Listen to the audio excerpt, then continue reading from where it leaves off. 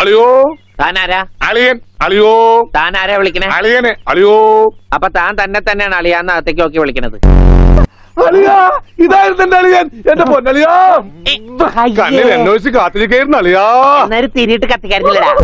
ആ അച്ഛാ, ആരാ അപ്പൊ പോയ കരിമ്പൂതം? അത് നിന്റെ ചേച്ചിയുടെ ഭർത്താവാ, വനജയുടെ. ആണാ? ആരാ ഈ വനജ? എന്റെ മോനെ, നീ മഞ്ചേച്ചിയുടെ പേര് പോലും മാറുന്നു പോയല്ലോടാ. നീ വല്ലാതെ ക്ഷീണിച്ചു പോയി. അത് നീ തടിച്ചതുകൊണ്ട് തോന്നണതാ. അളിയാ, നമുക്ക് ഇറങ്ങാം. കറങ്ങ പിടിക്ക്. അച്ഛൻ എനിക്കൊരു സിഗരറ്റ് തരുമോ? അയ്യോ ഉണ്ണി, എന്താ ഇത്? അച്ഛനോടാണോ സിഗരറ്റ് ചോദിക്കുന്നത്? സോറി. എന്നാ അമ്മ എനിക്കൊരു സിഗരറ്റ് തരുമോ? സിഗരറ്റ് ഒന്നും ചോദിക്കരുത്, അത് തെറ്റാ. തെറ്റാ? എന്നാ ബീഡി മതി.